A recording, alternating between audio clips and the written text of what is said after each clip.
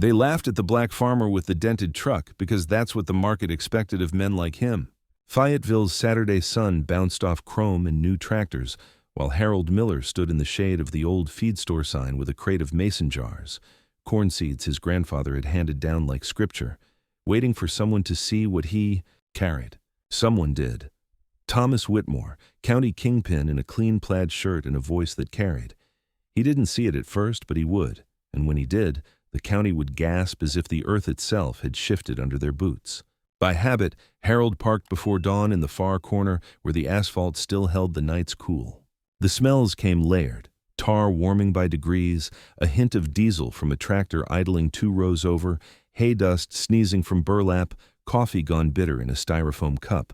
He lifted the crate from his truck bed, the wood scraping softly, and set the jars in a neat grid. Labels curved over the glass in his mother's looping handwriting. Miller Blue Flint, 1933 strain, plant deep, trust slow rain. His palms, sandpapered from soil, brushed each lid as if checking a pulse. Shoppers drifted by in bright sneakers, eyes grazing over him like he was a faded poster tacked crooked on a wall. "Morning," he said.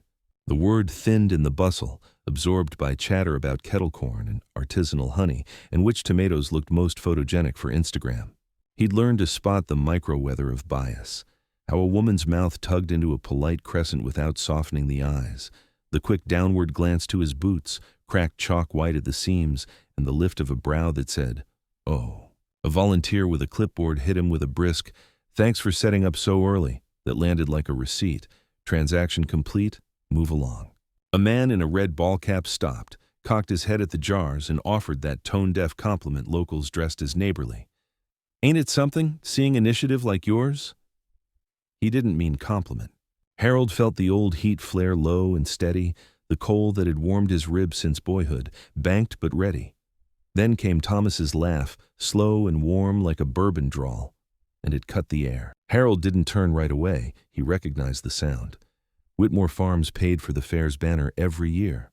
Their name was on the sweet tea tent, the 4-H ribbons, the chamber's glossy mailers where Thomas shook hands with mayors and stood shoulder to shoulder with sheriffs. His boots stayed clean through rain somehow. He was flanked by 2 men in crisp flannel, and his gaze slipped over Harold's table like it always had, polite indifference couched in authority. "Those miracle kernels of yours," Thomas said, nodding at the jars as if they might hatch a joke, "might keep the pigeons fat through winter. Leave the yields to those with the right tools." He didn't sneer. He didn't have to. His voice wore the county like a well-cut suit.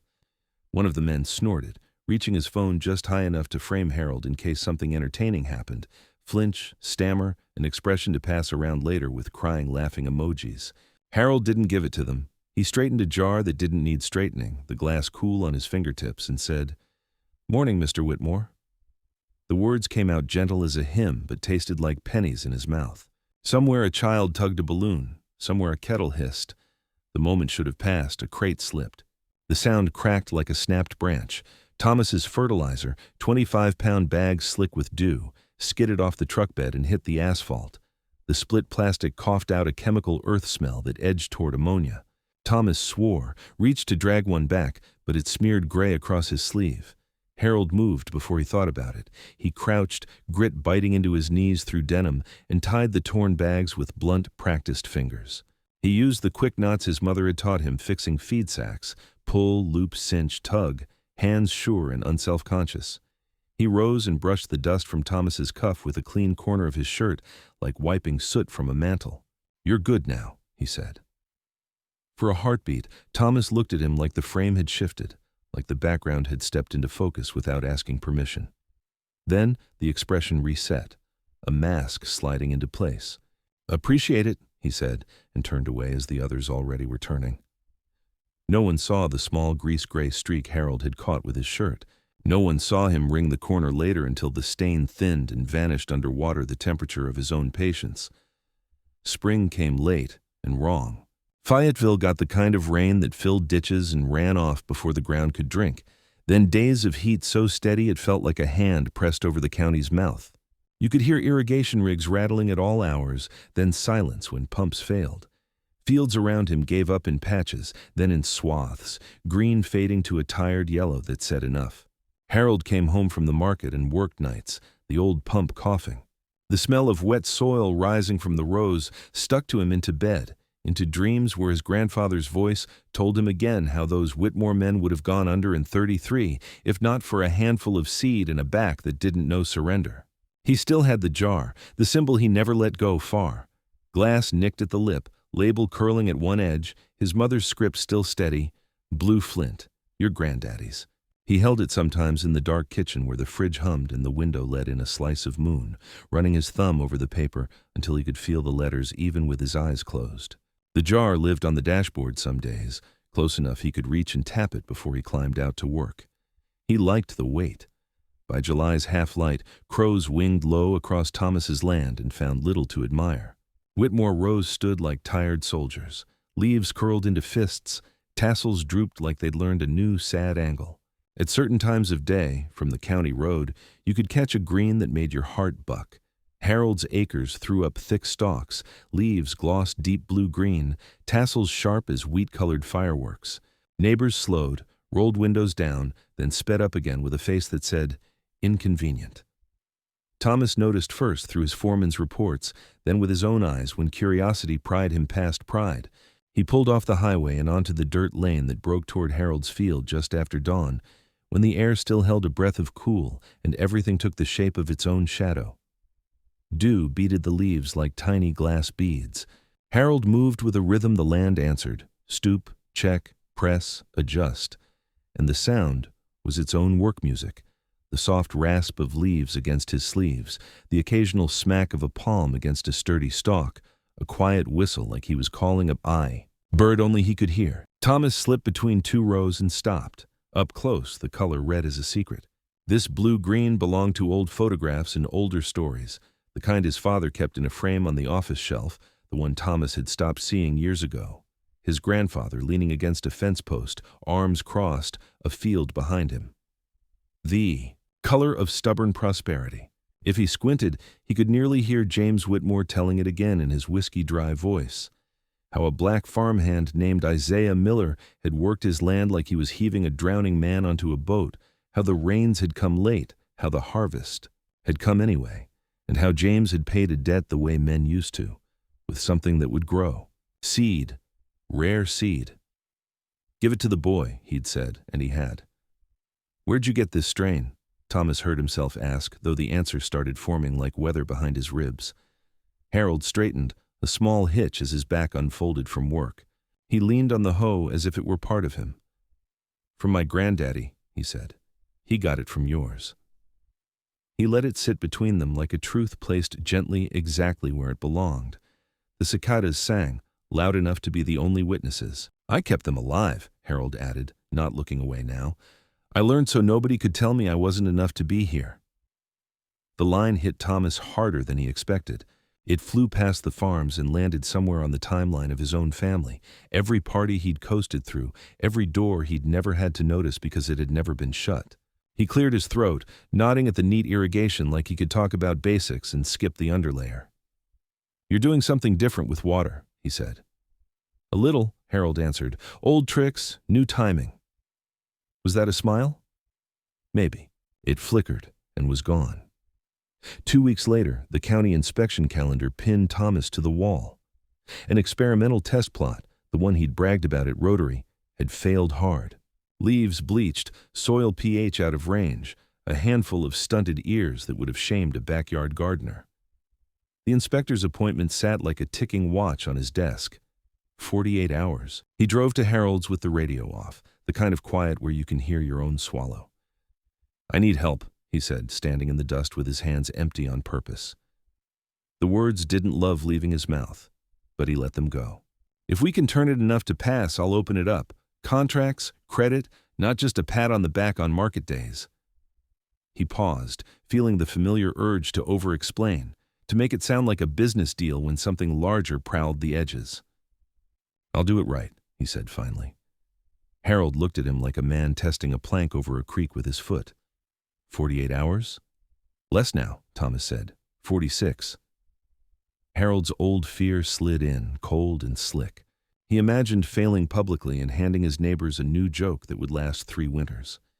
He saw the phone raised again, someone smirking. The word quota floated over his head like a thought bubble. But he also felt the weight of the jar in his truck. He touched it and said, "Show me the field." August swung its hammer. The heat showed up early and stayed past dark, clinging under the collar, settling in the lungs. On Thomas's test plot, Harold worked like a man reading a faded recipe with perfect memory. He ran lines, but he ran them differently, angle and timing shifting so the water traveled farther into the hours the sun forgot to punish. He opened the soil and tested it with his fingers, rolling it like you might a coin under your thumb, listening to the way it broke. He blended compost he'd saved, the good dark crumble that smelled of woods after rain, with minerals measured by the pinch and by the years he'd learned those pinches demanded. He watered in a tight window, before sunrise and after twilight, when the heat sulked, but did not dare fight. He taught a boy who worked Thomas's crew how to check the pale of a root like you check a child's forehead, gently, but telling the truth about fever. The field changed minute by minute in ways you couldn't see until you stepped back to breathe. Workers from the next plot drifted over, pretending to take a break. A woman who'd laughed at his jars whispered, "Huh," like she'd learned a new shape for a letter. The soundscape shifted from grumbling to the crisp zip of knives cutting open bales of mulch and the wet gulp of earth drinking. By late afternoon, heat swam in orange sheets over the field, cicadas jacked their volume, and Harold's shirt clung to his spine like a living thing. He kept moving. At night, he ran the old pump on his land to fill barrels and hauled the water to Thomas's, in the kind of exchange that would have made his grandfather smile quiet and approving. 36 hours. The leaves lifted. 24. Pale turned to green, not miracle dark, but honest, fighting green. 10 hours. The foreman hovered like a man guarding a candle from wind. 2 hours. The inspector's pickup crunched the gravel, and the man climbed out in a state-issued polo that tried and failed to look like authority and comfort at once. He walked rows, squatted, touched a leaf, grunted. He made notes in a little book that watched no one's feelings. "Improved," he said finally, looking at Thomas, at Harold, pausing like he knew he was standing inside a sentence that started decades before he was born. "Considerably." He signed a thing. He left. "You didn't have to do that," Thomas said that evening, wiping at his scalp with a bandana he pretended he didn't own. "I did," Harold said, "because I could." Thomas nodded, then did the thing he'd promised, even though no one was watching. He brought a contract the next morning to Harold's kitchen, a narrow room that smelled like brewed coffee and the ghost of last night's cornbread. The table had a nick at the corner shaped like a comma. The paper looked fancy sitting there. "Seed supply, consulting credit, joint research line with State's Ag Lab," Thomas said, trying to keep his voice ordinary. Harold's eyes flicked over clauses like he might be memorizing them letter by letter. "I don't have the right papers," he said. "No board certifications. No college plaques." "Results beat plaques," Thomas said, not flippant, not condescending, just the right-sized truth. Harold put his finger on the place to sign. His hand didn't shake. Word traveled with that crackle electricity makes right before a summer storm slams.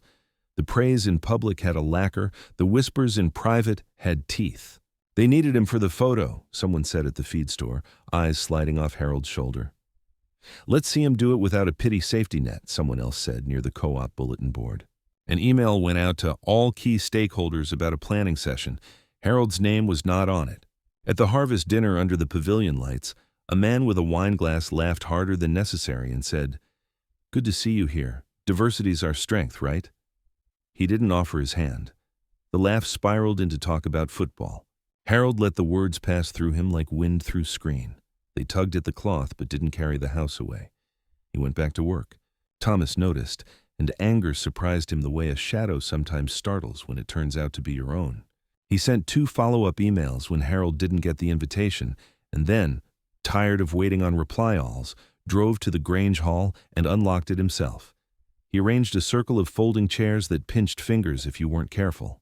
He posted a sign that said, "Open field session. Bring your problems. Leave your pride." He put the Whitmore name under it and, beneath, smaller, hosted by Harold Miller. The first evening smelled like lemon oil on old wood and distant rain. 20 people came, then 30. Some stood with arms crossed until they forgot they were supposed to be skeptical. Harold didn't perform. He asked the kind of questions that unraveled snarls. How old's your seed? What shade were the leaves before last week? What time do you water? He held roots to the light, nodded, and showed them what rot felt like between thumb and forefinger. Listen, he said, and people looked at him as if he'd made a noise. Not with your ears, with your hands. A kid in a hoodie, 17 and invisible until then, raised his hand to talk about the way water pooled in his uncle's field after the county widened the road. When it ended, no one wanted to be the first to move their chair. On the way out, a woman with perfect nails squeezed Harold's shoulder and said, I didn't know who to ask until now. He nodded, surprised at the ache in his throat. Work stacked up fast. A greenhouse at Whitmore needed resuscitation. Fans groaned like old lungs, plastic panels yellowed, temperature swings big enough to spook tomatoes into dropping blossoms. Harold drew a map on a pizza box with a carpenter's pencil, arrows for airflow, little X's for vent points. He had 2 days before a university team arrived to tour it, and one of those days was Sunday, when the local hardware store closed early because the owner liked football. He bribed a cousin to drive to a Lowe's 3 towns over and brought back parts that weren't exactly right, but would be if he looked at them long enough.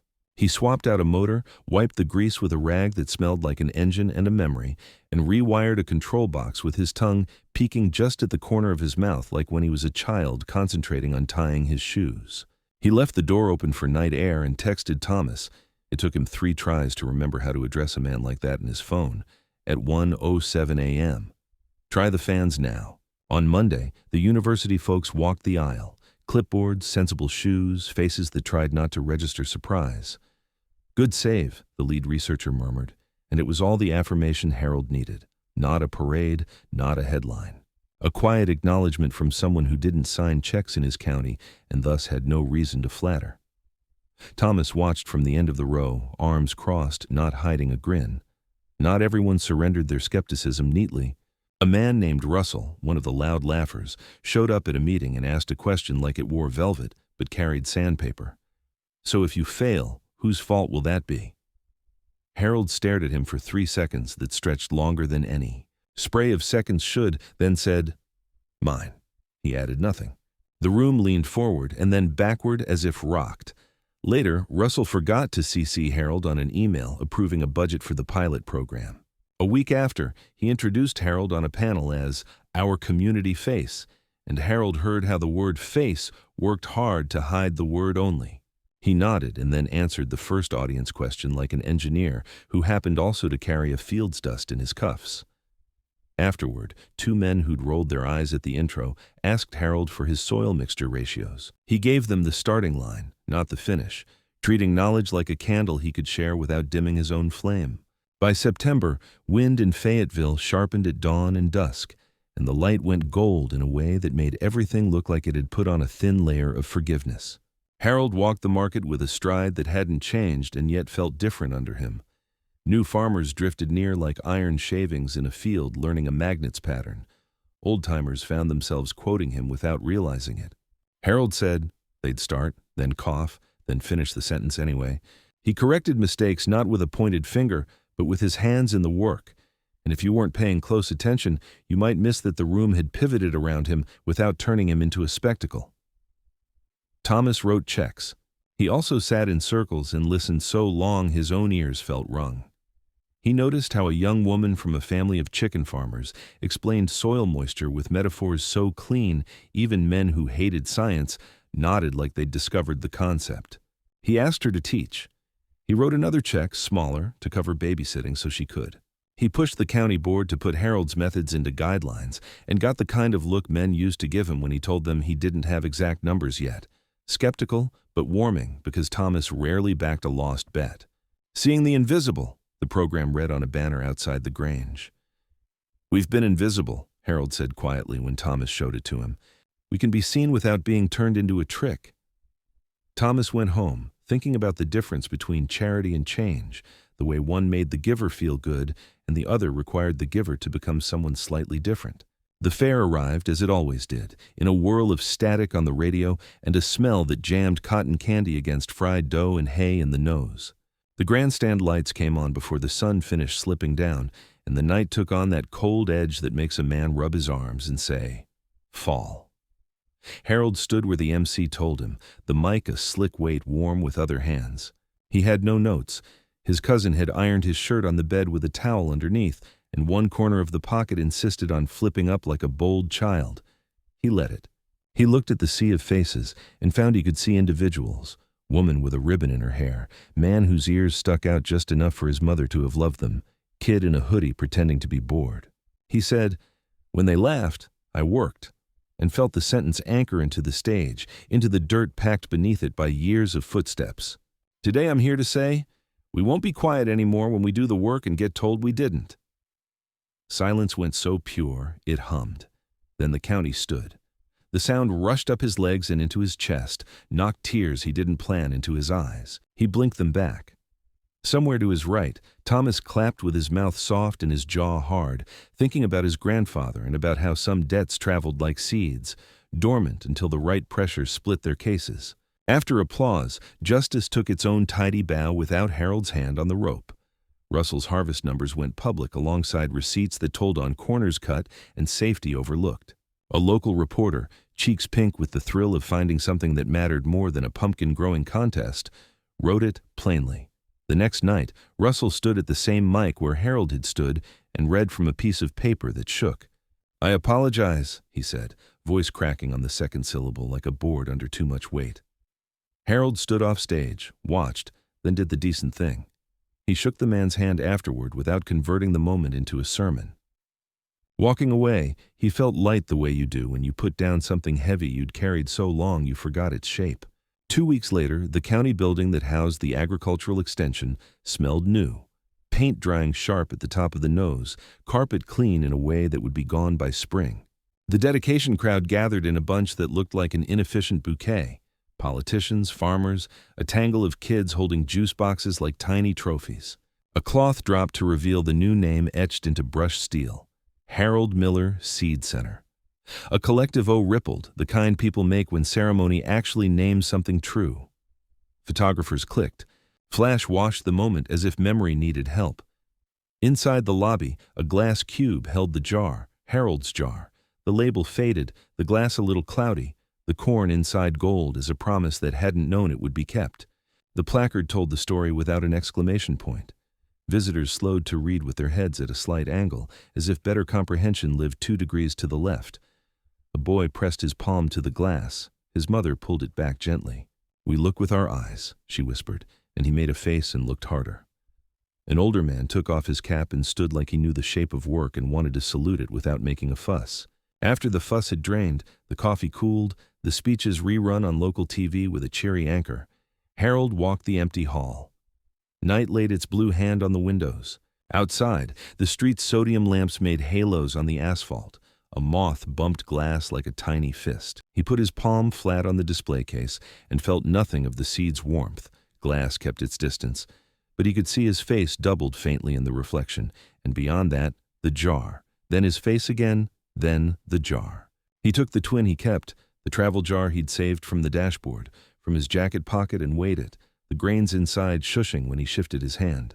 He thought of the first morning he'd stood alone with the crate and the neon sign whining overhead, how the smell of diesel had braided to the smell of hay, how he'd said "morning" to people who had filed the sound under weather.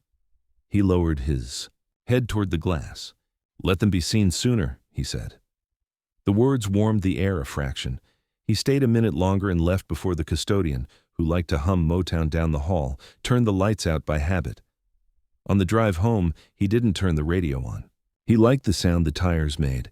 He liked the way the truck rattled and then remembered itself. In the weeks that came, the quiet weeks where the story went from headline to lore, Harold's days found a new normal that looked from the outside a lot like the old one.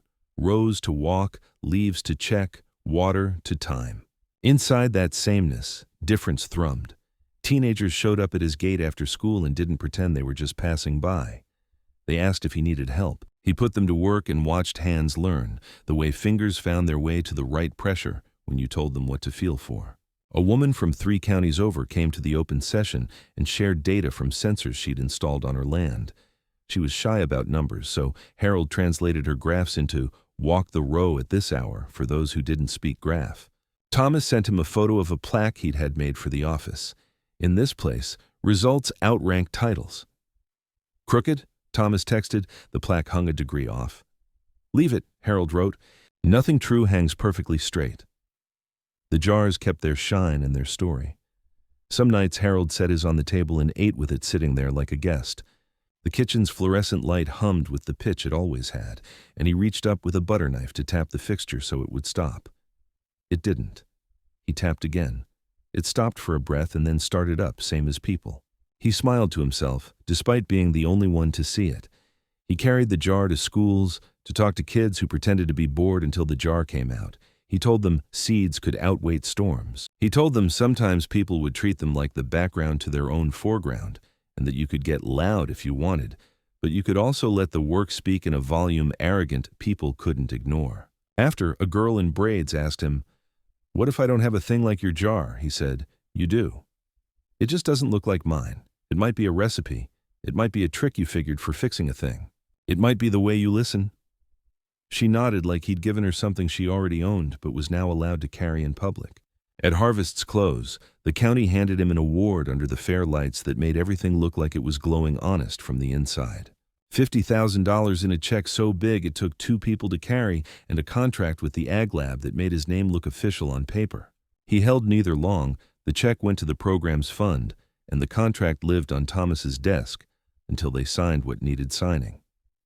On stage, Thomas told the story his grandfather had told him and gave it a new ending. He didn't make himself a hero in it. He said, "We'd have been a cautionary tale without a Miller." He said it twice so the sentence would stick. Off stage, away from the clapping, Harold pressed a small canvas sack into Thomas's hands. Seeds slid inside, whispering. "To return what started with kindness," he said. Thomas closed his fist around the bag like a boy around a marble. He felt tears he didn't plan. He made his mouth a line and nodded. Years later, because stories keep breathing, visitors still stopped at the glass cube to read the placard and take pictures. They posted on Facebook with captions like, "Worth the drive." They tagged friends and said, "Remember that joke we used to make?" The friend put a heart under it, not the laughing face, a quiet heart. In the center's side room, the program listed mentors with small photos, and Harold's was there, the corner of his pocket still flipping up in defiance of starch. Fresh dirt came in with boots and made new patterns on the tile. A custodian hummed Motown and didn't feel alone. On a late evening that felt like a page turning, Harold walked the halls after locking the classroom. The air held the day's leftover warmth like a cookie sheet cooling. He stood before the glass and watched the reflection of the room settle over the jar. The city lights beyond flickered through the windows. Somewhere, a train sounded its long, low note that belongs to both departure and arrival. He took the jar from his pocket, the one with scuffs that told the story of the dashboard and 1,000 miles, and balanced it in his palm. He thought of his mother's looped handwriting, her hands guiding his over the label when he was small. He thought of market mornings, the squeal of the neon feed sign, the sound of a laugh that had once known it could land wherever it wanted. He thought of 46 hours, then 2, then a signature. "Let them be seen sooner," he said again, softer. He meant every person still working at the edge, at the far end of the row where the asphalt still held nights cool and a jar sat on a table waiting to be recognized. He set his jar back in his pocket and let the room's warm light wrap the glass case. It glowed a little. He turned out the lights and went home. Talent doesn't wear a uniform, a skin tone, or a badge. Remember this story so you don't walk past the ones the world hasn't bothered to see yet.